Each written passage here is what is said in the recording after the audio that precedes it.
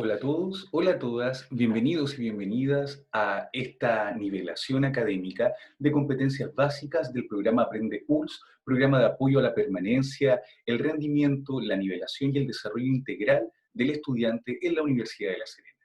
Hoy nos convoca la clase de comprensión de textos. En este contexto me presento, mi nombre es Carlos Contreras y seré vuestro mentor académico en este proceso. Para comenzar, lo primero que tenemos que saber es qué contenidos vamos a revisar bajo este gran paraguas de conocimiento denominado comprensión de textos. Vamos a comenzar revisando el proceso de lectura, en qué consiste este proceso. Luego vamos a ver el desarrollo de la lectura, que es lo que tú deberías saber principalmente en este desarrollo como herramientas y estrategias que te permitan de alguna manera lograr sacar las ideas principales que necesitas y, por supuesto, lograr una comprensión cabal del texto que estás abordando en este contexto académico. Y finalmente, la comprensión del texto en sí, cómo lograr la anhelada comprensión de textos que tanto buscamos, sobre todo en estos contextos académicos y, por supuesto, también científicos. Ya haremos la distinción al respecto. Las competencias básicas a desarrollar, siempre la lectura es el eje transversal, por eso es una nivelación de comprensión de textos. Sin embargo, la escritura y la oralidad o la oratoria nunca faltarán en este proceso también. Comencemos con el proceso de lectura. Lo primero que debemos decir es que el proceso de lectura debe ajustarse a un sinnúmero de textos y objetivos. Por esta razón es muy importante que siempre estés leyendo diversidad de textos, es decir, tanto textos literarios, textos no literarios, incluso textos híbridos, es decir, que tengan tanto un componente literario como no literario. Ya te contaremos también algunas tipologías al respecto. Sin embargo, cabe destacar que en el contexto académico y universitario en el que te corresponderá desarrollar estas habilidades, probablemente los textos de tipo no literario van a tener gran predominancia.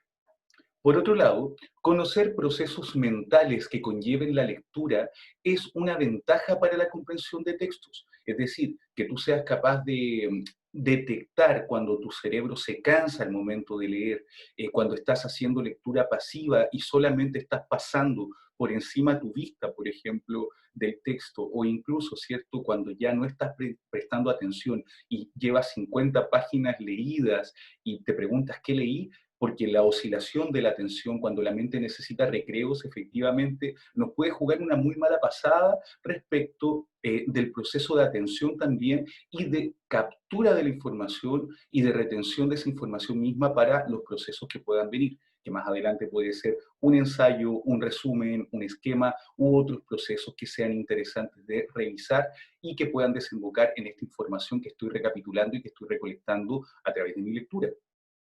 Por otro lado, debemos concientizar el proceso de lectura, pues puedes optimizar la comprensión y, por supuesto, también enmendar a tiempo los errores que puedan perjudicarla. Es muy importante, en relación a lo que te decía recién, que seamos capaces de tomar conciencia de que un texto está compuesto por párrafos, por ejemplo, y que cada párrafo está separado o marcado por un punto y aparte. Es decir, en ese momento tengo que tomar un breve recreo, un breve descanso para mi mente y poder recapitular otro tema al que voy a pasar en el siguiente párrafo. Esto es un interesante consejo, pues los signos de puntuación nos ayudan muchísimo al momento de poder comprender mejor un texto. Si seguimos con el desarrollo de estos elementos, no podemos dejar o perder de vista qué pasa durante la lectura, qué es lo que ocurre durante el proceso de lectura en sí. Por eso vamos a establecer una serie de pasos que te invitamos a que puedas poner en práctica y que de esta manera también puedas realizar una lectura efectiva. Como número uno, antes de la lectura te invitamos a identificar el tema. Genera expectativas respecto de la lectura, lee el título y date cuenta de qué te podría decir este texto y por supuesto también generar expectativas te va a motivar a mantener una lectura activa durante todo el texto, independiente de las páginas que este tenga. Por otro lado, como consejo número dos y parte de este proceso y de pasos que estamos estableciendo, durante la lectura te invitamos a decodificar e identificar marcas textuales, es decir, ciertas palabras que el autor o la autora del texto, o los autores del texto, también lo vamos a ver más adelante, puedan haber dejado como un elemento importante o relevante de destacar. A veces una palabra en cursiva, una palabra ennegrecida o subrayada, una frase, un concepto, o incluso algunos elementos como pies de páginas, pueden ser elementos interesantes que te puedan estar dando luces de algunas informaciones a las que debes poner atención. Entonces te invitamos también a decodificar y a identificar esas marcas textuales para que puedas tanto relevar información textual, es decir, información que está presente literal en el texto, o también en realizar buenas inferencias, es decir, ser capaces también a través de la información que está en el texto, también extraer información que no está explícita, pero que es información que se lee entre líneas y que es evidente que podríamos evidenciar como información valiosa o importante, relevante para nuestros trabajos.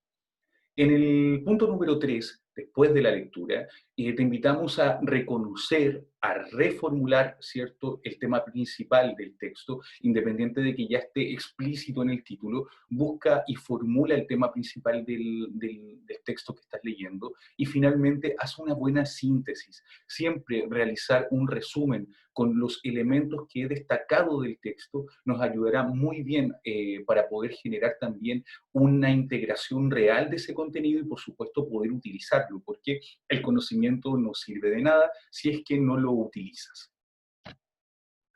La comprensión de un texto es fundamental en los procesos de educación superior, ya que si no comprendemos el desarrollo de un problema matemático, el desarrollo de un texto en sí que nos puede aportar información o tantas otras fuentes documentales que puedan ser relevantes e interesantes, nos vamos a quedar atrás en este proceso de adquisición de conocimiento. Por eso queremos compartir contigo 3 preguntas clave que podrían servirte para poder orientar este proceso en el gusto por la lectura y por supuesto también por la motivación a leer en este contexto de la educación superior. La primera pregunta que vamos a realizar es, ¿qué tipo de texto voy a leer? Es importante preguntarme si voy a leer un texto literario, un texto no literario o un texto híbrido. Si nos quedamos con el texto literario o no literario, efectivamente lo vamos a abordar de manera diferente, ya que te pregunto en este contexto, ¿leerías de la misma forma, por ejemplo, un poema que un artículo de investigación? Es importante preguntarnos qué tipo de texto voy a leer porque así tendré mayores herramientas para poder abordarlo y por supuesto también tendré mayores estrategias para poder comprenderlo mejor. Segunda pregunta, ¿para qué voy a leer este texto?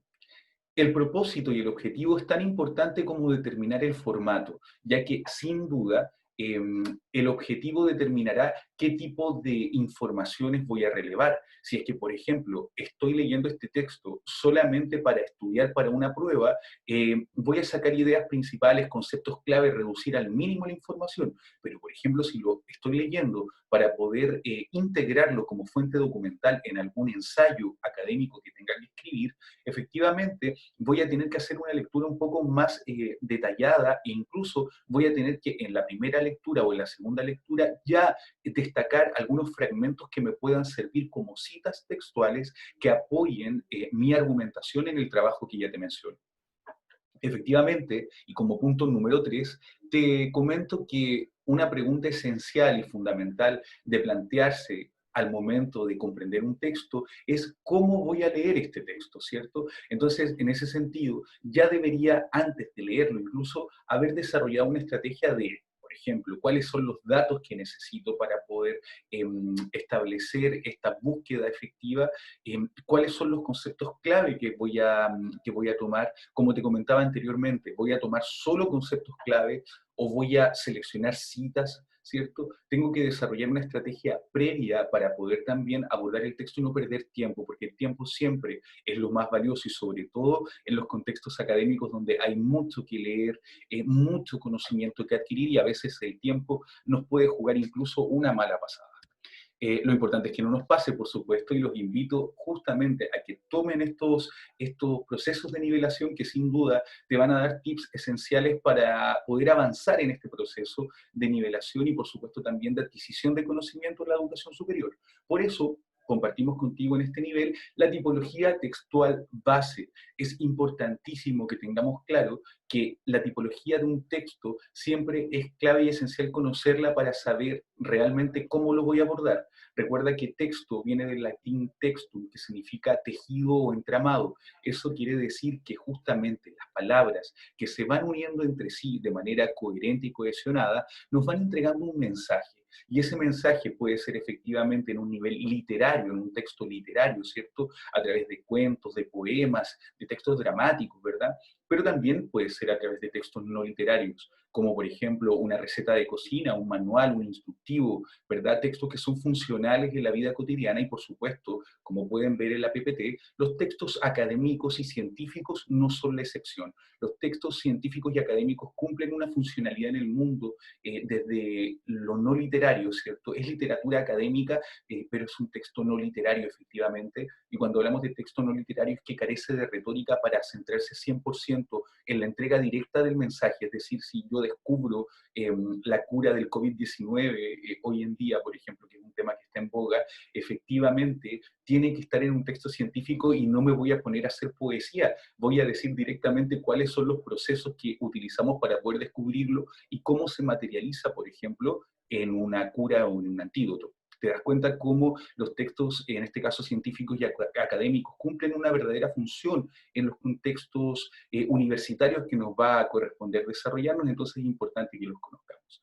Te dejo ahí también los textos híbridos para que los puedas googlear, los puedas conocer, como anecdótico más que todo también. Sin embargo, es fundamental entender que hay textos que poseen un componente literario y un componente no literario, es decir, poseen un contexto retórico, buscan la belleza del lenguaje, pero al mismo tiempo también buscan informar.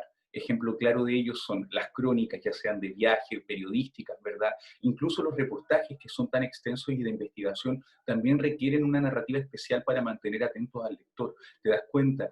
Cada texto cumple una función específica en el mundo, pero como te decimos, los textos científicos y académicos, en su tipificación de textos no literarios, efectivamente son los textos que vamos a abordar de aquí en adelante y que van a ser parte de nuestro sustrato esencial, de nuestro corpus de análisis en este contexto.